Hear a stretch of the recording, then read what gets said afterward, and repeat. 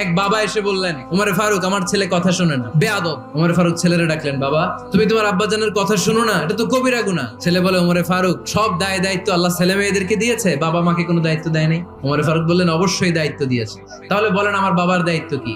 উনি বললেন, প্রাইমারিলি প্রথমত 3 দায়িত্ব। পৃথিবীর প্রতিটি বাবার উচিত ছেলেদের মেয়েদের জন্য ভালো মায়ের ব্যবস্থা করা। 2 নম্বরে সুন্দর তার একটা নাম রেখে দেয়া। 3 নাম্বার তার আল্লাহর কিতাব শিক্ষা দেওয়া। এবার ছেলেকে আমার আব্বা 3টার একটাও করে নাই। এবার ওমরে ফারুক রেগে গেলেন, বাবার কাঁধে ধরলেন। ছেলে বলে, আমিরুল মুমিনিন, আমার মা নর্তকী, আমার মা মাজুসি, আমার মায়ের মধ্যে কোনো আদব কাদব নাই, সুন্দরী দেখে আমার মা রে বাবা বিয়ে করছে, আমার মায়ের কাছ থেকে জীবনে কিছু শিখি নাই। 2 নাম্বার সাম্মানি খানফাসা, আমার বাবা আমার নাম রেখেছে চামচিকা। ওয়ালাম ইউআল্লিমনি হারফাম মিন কিতাবিল্লাহ, আমিরুল মুমিনিন শুধু তাই না, আল্লাহর কোরআনের একটা অক্ষর আমার বাবা কোনোদিন আমারে শিক্ষা দেয় না। ওমর ফারুক রেগে গেলেন, এবার বাপের কান্দে দইরা মারতে শুরু করলেন। তুই ফুলার নামে